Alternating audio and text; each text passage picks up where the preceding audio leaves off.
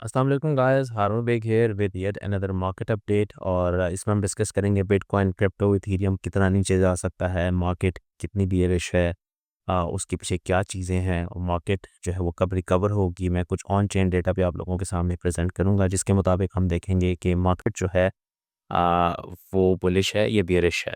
So first of all मैंने Discord के अंदर 10 मार्च को ये मैसेज किया था जिसमें मैंने बताया था कि इथेरियम जो है वो उसके 1200 से $1500 तक के आने के चांसेस ज़्यादा हैं, और जो बिटकॉइन है उसका 73 से $75,000 तक के आने के चांसेस ज़्यादा हैं। ये बात मैंने 10 मार्च को की थी अपने डिस्कॉर्ड के अंदर, और वही हुआ। हमारे पास जो है कल लिमिट ऑर्डर्स जो है वो हिट हुए थे। बिटकॉइन जो है it went all the way down to 74,510 level, और इथेरियम जो है वो हमारे पास तकरीबन 1411 तक गिरा था। अगेन प्राइस जो है मुख्तलिफ एक्सचेंजेस पे थोड़ी सी वेरी करती है, लेकिन कल जो है वो हमारे लिमिट ऑर्डर्स हिट हुए थे।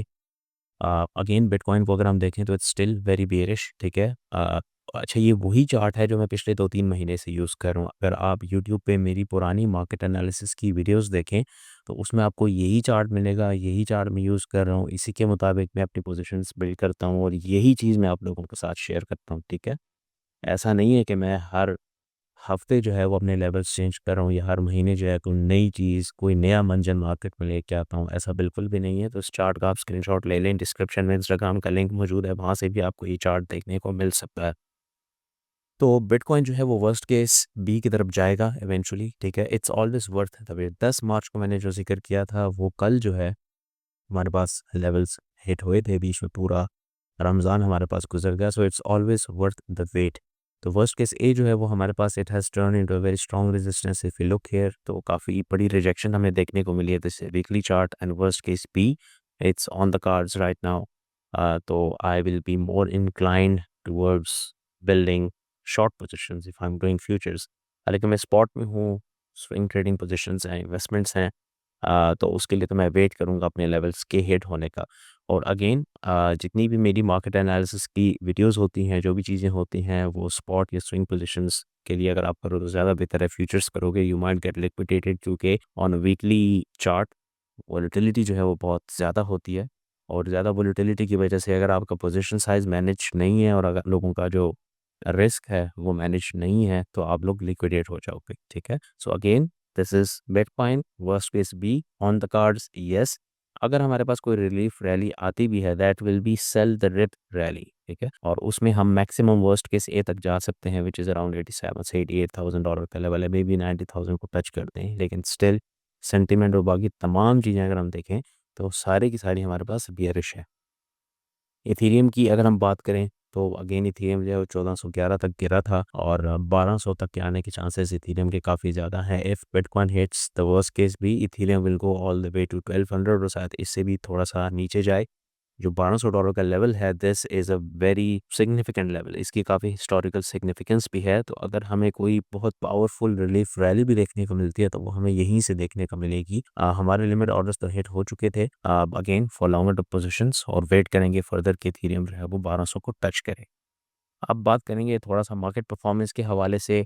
देखें, अगर आप इस चार्ट को भी देखें तो बिटकॉइन जो है ना वो काफ़ी डोमिनेंट है, और बहुत से लोग कह रहे हैं कि बिटकॉइन जो है वो डीकपल हो गया है, बिटकॉइन जो है वो मार्केट से बिल्कुल डिफरेंट है। तो ये बात याद रखो कि जिस एसेट क्लास में जितना बड़ा पैसा आता है, जितना इंस्टीट्यूशनल मनी आता है, वो एसेट क्लास उतना मैच्योर होता है। अभी हमारे पास क्रिप्टो में बिटकॉइन और इथेरियम का ईटीएफ है, ठीक है। इथेरियम की कहानी अलग है। अगर हम बिटकॉइन को देखें तो बिटकॉइन में बहुत ज़्यादा बड़ा पैसा इंस्टीट्यूशंस इन्वॉल्व हैं, जिसकी वजह से it is a bit more stable, ठीक है, क्योंकि जो बड़े इंस्टीट्यूशंस हैं वो उतनी ज़्यादा एग्रेसिव सेलिंग नहीं करते जितना रिटेल या जो वेल्स हैं, जो क्रिप्टोनेटिव लोग हैं वो करते हैं, या जो ट्रेडर्स करते हैं। अगर आप फॉरेक्स को देखें तो दुनिया के 7-8 बड़े बैंक जो हैं फॉरेक्स का 80% ऑफ द वॉल्यूम कंट्रोल करते हैं। So that is a bit more stable. Gold को अगर हम देखें, बहुत बड़ा पैसा इन्वॉल्व है, कंट्रीज इन्वॉल्व है, इंस्टीट्यूशन मनी इन्वॉल्व है, बैंक्स इन्वॉल्व हैं। गोल्ड भी हमारे पास रिलेटिवली स्टेबल है। स्टेबिलिटी से मेरी मुराद ये है कि उसकी वॉलेटिलिटी जो है वो थोड़ी-सी कम है। बिटकॉइन के अंदर चूँकि बड़ा पैसा इन्वॉल्व है, इंस्टीट्यूशनल मनी इन्वॉल्व है, इसी वजह से बिटकॉइन की वॉलेटिलिटी बाकी एसेट्स की निस्बत कदरे कम है। अच्छा, अगेन अगर हम इसको देखें कि कैपिटल इनफ्लो और आउटफ्लो, तो ये जो है हमारे पास जो लाइन है दिस रिप्रेजेंट्स मीम कॉइन्स। और सोलाना को अगर हम देखें तो सबसे ज़्यादा कैपिटल इनफ्लो हमारे पास मीम कॉइन्स में हुआ था और सोलाना में हुआ था। मीम कॉइन्स और सोलाना में कैपिटल इनफ्लो जब हुआ था तो उस वक्त हमें मार्केट्स जो हैं वो काफ़ी हेल्दी देखने को मिली थी। अगर आप लोग यहाँ पे देखें, इधर भी हमारे पास ये पिंक लाइन अगर आप लोग देखें जो डार्क पिंक है, this represents capital inflow into the meme coins. अच्छा, ये बात याद रखें कि जब भी मीम कॉइन के अंदर कैपिटल इनफ्लो बहुत ज़्यादा होता है, that represents positive sentiment in the market, कि लोग गैम्बल करने को तैयार हैं। ठीक है, जब लोगों के पेट भरे होते हैं, जब मार्केट बुलिश होती है, तभी लोग जाके जुआ खेलते हैं, गैम्बल करते हैं। ठीक है, तो meme coins is a gamble, और मीम कॉइन के अंदर जब कैपिटल इनफ्लो हमारे पास ज़्यादा होता है तो इसका मतलब है कि मार्केट जो है वो हेल्दी है। ठीक है, तो मीम कॉइन का कैपिटल इनफ्लो अगर आप देखो तो पीक कर गया था यहाँ पे, एंड देन सोलाना का जो कैपिटल इनफ्लो है वो भी पीक कर गया था यहाँ पे। उसके बाद अगर आप लोग अभी की सिचुएशन देखो, अभी की सिचुएशन जो है वो मीम कॉइन में नेगेटिव कैपिटल इनफ्लो है, मतलब कैपिटल मीम कॉइन से निकल चुका है। ठीक है, सोलाना भी अगर आप लोग देखो, इथीरियम में हमारे पास नेगेटिव कैपिटल इनफ्लो जो है वो हमारे पास पहली दफ़ा देखने को मिला है। तो इस चार्ट का क्या मतलब है? इस चार्ट का ये मतलब है कि कैपिटल जो है वो क्रिप्टो से निकला है। ठीक है, अगर कैपिटल क्रिप्टो से निकला है, हमारे पास मीम कॉइन्स में जो है वो उस तरह का कैपिटल इनफ्लो जो है वो देखने को नहीं मिल रहा, और जो टॉप परफॉर्मिंग कॉइन्स थे उस उनके अंदर देखने को नहीं मिल रहा। इथीरियम का जो है वो हमारे पास नेगेटिव चला गया है। मीम कॉइन में जो अगर आप देखें तो 6% जो है वो गिर चुका है। इसका मतलब है कि सेंटिमेंट क्रिप्टो में बहुत वीक है, और जो लिक्विडिटी है वो ड्राई अप हो चुकी है फॉर नाउ। ठीक है, so there is no reason to be bullish.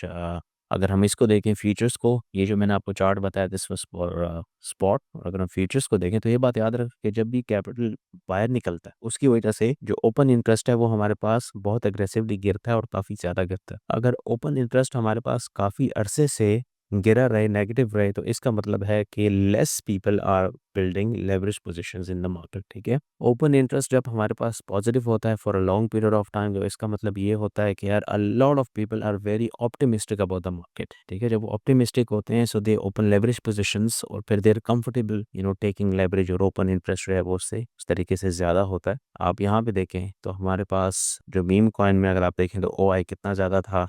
बाकी अगर आप सोलाना को देखें उसमें भी ओ आई हमारे पास काफ़ी ज़्यादा था। अभी जो है बिटकॉइन का टोटल ओ आई -11% है, इथेरियम को जो है वो 23% गिरा है, सोलाना का 6% गिरा, और मीम कॉइन का 52% गिरा, which is a very very large drop. अगर हम मीम कॉइन के ओ आई को देखें सो दैट रिप्रेजेंट्स कि यार सेंटिमेंट जो है मार्केट में बहुत वीक है, कैपिटल जो है वो it's getting out of the market, और बिटकॉइन का इतना ज़्यादा ओपन इंटरेस्ट हमारे पास गिरा है, इथेरियम का 23% गिरा है, मीम कॉइन का जो है 52%। So it's a big big drop, there is no reason to be bullish right now. और ये सारी चीज़ें जो हैं जो मैंने आपको ऑन चेन बताई कि यार कैपिटल जो है वो क्रिप्टो से निकल रहा है, लिक्विडिटी ड्राई अप हो गई, और सिर्फ क्रिप्टो से नहीं बाकी मार्केट्स से भी निकल रहा है। हमारे पास अगर हम फ्यूचर्स को देखें तो वहाँ पे भी हमें सेंटीमेंट नेगेटिव नज़र आता है। ओ आई जो है वो over a longer period of time ज़्यादातर नेगेटिव ही है। इसका मतलब ये है कि मार्केट के अंदर कॉन्फिडेंस मौजूद नहीं है, and a lot of people are not willing to open risky positions.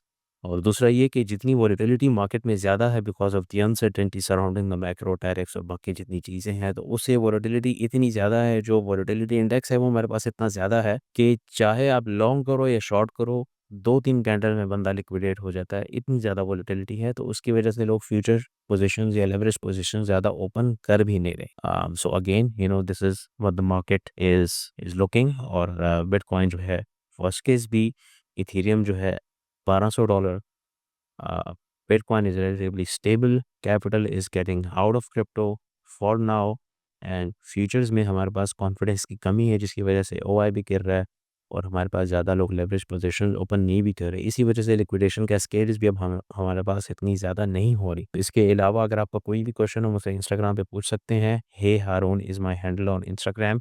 और markets is there always changing, और जब भी कोई मार्केट में नई अपडेट हो या मैं गलत हूँ और मैंने यूट्यूब पे एक बात की हो, बाद में मार्केट्स जो हैं ज़ाहिर बात है उसमें बहुत ज़्यादा पार्टिसिपेंट्स हैं, इफ़ आई एम रॉन्ग और मार्केट जो है बिल्कुल ऑपोजिट चली जाती है, तो आपको अपडेट्स जो हैं वो इंस्टाग्राम की स्टोरीज़ पे ही मिलेंगी, क्योंकि जैसे मैंने पहले बताया it's easier for me to upload stories rather than creating these videos.